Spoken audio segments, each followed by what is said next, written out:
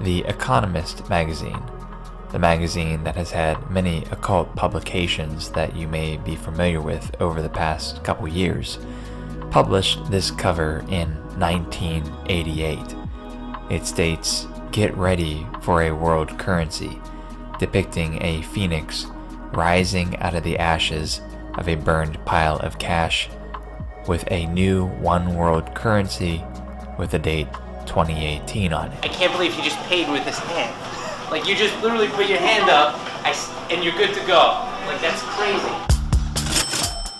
Hi, my name's Charlie Warzel. I'm a senior writer with BuzzFeed News. And in order to see what the future of money looks like, I decided to live for a month just paying for things with my phone. And somewhere along the line, I ended up getting a microchip implanted inside my hand to see if I could be the first person in the world to pay for something out in the real world using just their hand. I basically wanted to try to download as many apps onto my phone as possible and make sure that I could use alternative currencies and try to skirt cash or credit cards any way possible. You're using your phone as a payment method. We call that a proximity mobile payment. And we estimate that by the end of 2016, U.S. adults will spend $27 billion using their phone at the point of sale. But you look at that in the context in card volumes, I mean, that's a pretty small drop in the bucket. Hey there, do you guys accept Apple Pay or any of like the card reader things for your phone? Can't buy anything here, right? Okay. All right, thank you very much. When you're only using your phone to pay for things, you find that you're sort of pushed to two extremes. Really big chain stores or really small, niche, kind of overpriced coffee shops and places like that. A couple weeks into my experiment, I ended up going to Sweden. Sweden happens to be way far ahead of the United States when it comes to getting rid of cash. I ended up meeting with some people who are really active in the biohacking community and found that you could actually implant an RFID NFC chip in your hand. So take a deep breath for me and exhale.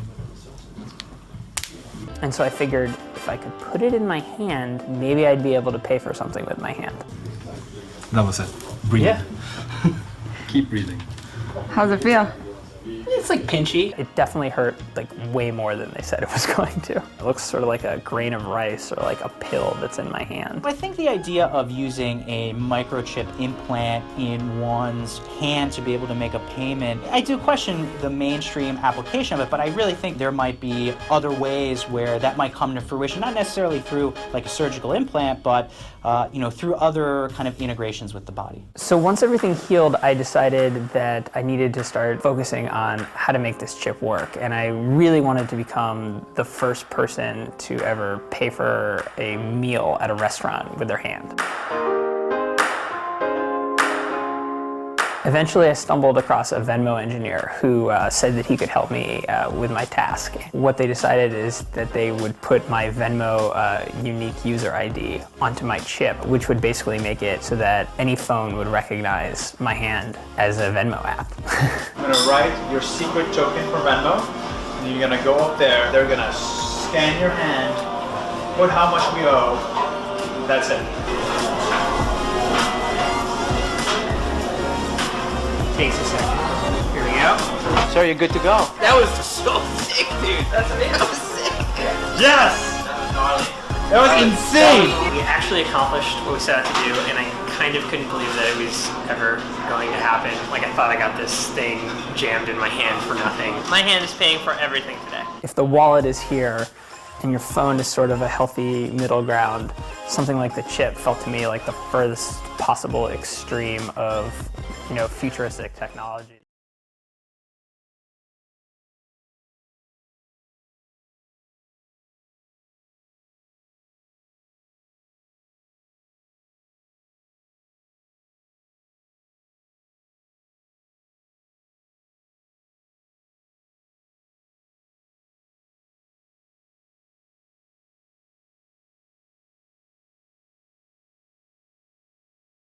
I am here with Bill Gates.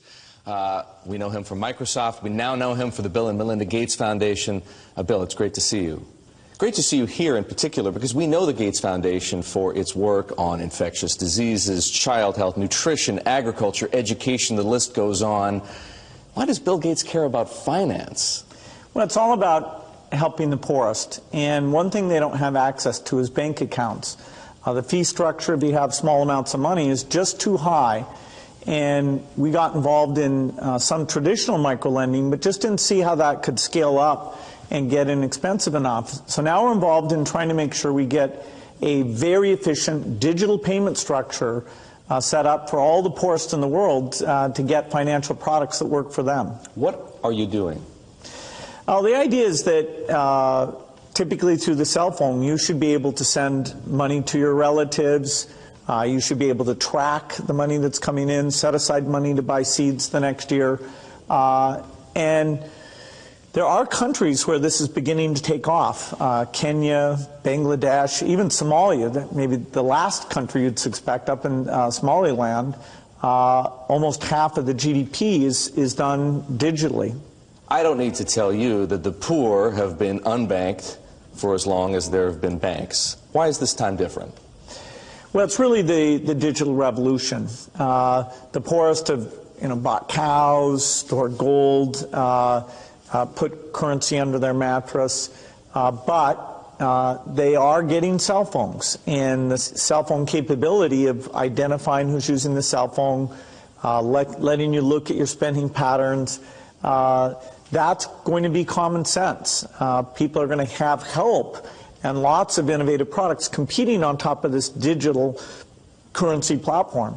So if technology, mobile phones for example, digital money, helps to increase access to financial services at the same time as it lowers the cost of delivery, why is philanthropy needed? Philanthropy should just be here to bootstrap this. There are a lot of regulations in this area, and understanding how those regulations can make the cost of remittances, where you're sending money back to your family in your country of origin, how right now that has about a 5% overhead on it. We think we have a role to make sure that, particularly for the smaller transactions, the regulations don't impose those very high costs. Once this gets going, then we'll step up to the applications and say, okay, how does a savings application help the mother make sure money's focused on the kids? How does it help them stay in school, set money aside for the uniform or for good future planning? Some of what you just described, the need to move money from place to place, the cost of doing so, the overhead, as you put it, makes me think, believe it or not, of Bitcoin, because some people have said, hey, Bitcoin is the answer to those problems. Are you a believer? Well, Bitcoin is exciting because it shows how cheap it can be. Bitcoin is better than currency in that you don't have to be physically in the same place. And of course, for large transactions, currency can get pretty inconvenient. The customers we're talking about aren't trying to be anonymous. They're willing to be known. So the Bitcoin technology is key, and you could add to it, or you could build a similar technology where there's enough attribution that people feel comfortable. This has nothing to do with terrorism or any type of money laundering. What kinds of people or private enterprises right now are helping to solve the same problems you're interested in? Well, in some countries, the mobile companies have been fantastic. In a few other companies, it's been the banks. In some countries, it's a startup company that's neither a bank nor a mobile company. In Bangladesh, the bKash offering runs across any phone, and they've gotten the regulations so that they have a product that we think will get very, very pervasive. So entrepreneurs are there. The enablement this creates, if you want to put in, say, electricity in a city, collecting your bills is one of the reasons why the underspending of infrastructure in these areas is a real thing holding back the economy. You mentioned banks. Are the legacy institutions, for the most part, banks, credit card companies, payment processors, friend or foe?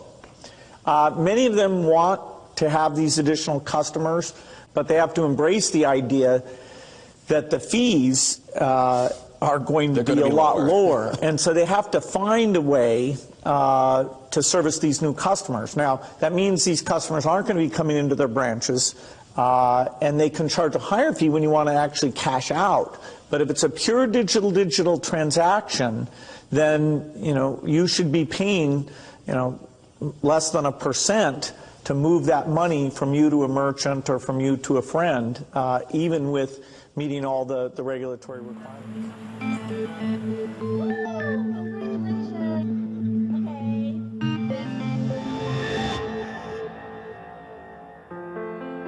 I'm Jay Kang, and this is my life in the Bitcoin bubble. When I think back on the last 6 months of Bitcoin, I don't really remember any of the good moments. Unprecedented. Inconceivable. Bitcoin has been surging lately. I don't remember when it hit 5,000 for the first time. I don't remember when it hit 6,000 for the first time. I just remember the crashes. This thing became make-believe in the last 2 weeks. If you're stupid enough to buy, you'll pay the price. And this will all have ended, and it will end very badly.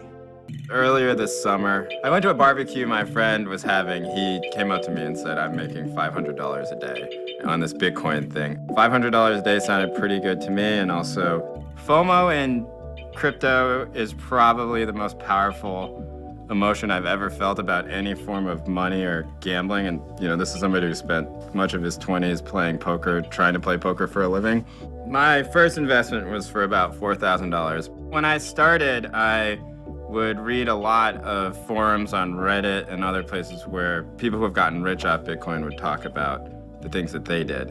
If I had stuck to that, I would probably have 2.5 times what I've made now if I had just done that. My wife has asked me not to talk about Bitcoin so much with her.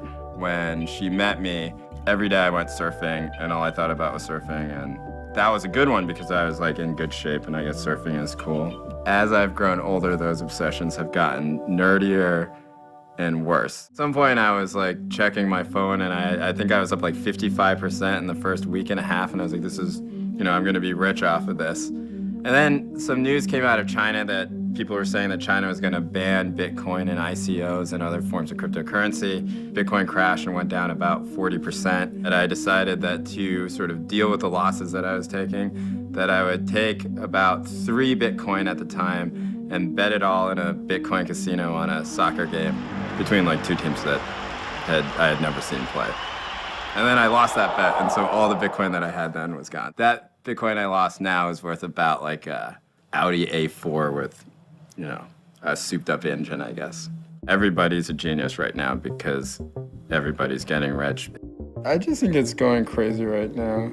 Anytime Bitcoin goes up anything more than 5%, I have a full body experience and I start sweating.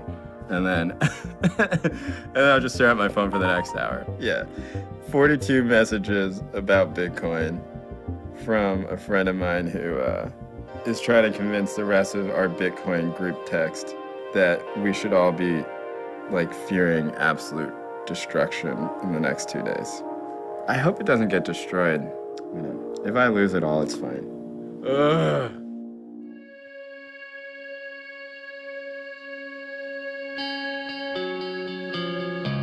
Be strong in the Lord and in his mighty power. Put on the full armor of God so that you can take your stand against the devil's schemes. For our struggle is not against flesh and blood, but against the rulers, against the authorities, against the powers of this dark world, and against the spiritual forces of evil in the heavenly realms. Therefore, put on the full armor of God, so that when the day of evil comes, you may be able to stand your ground. And after you have done everything, to stand firm then, with the belt of truth buckled around your waist, with the breastplate of righteousness in place, and with your feet fitted with the readiness that comes from the gospel of peace. In addition to all this, take up the shield of faith, with which you can extinguish all the flaming arrows of the evil one. Take the helmet of salvation and the sword of the Spirit, which is the word of God. and pray in the Spirit on all occasions, with all kinds of prayers and requests.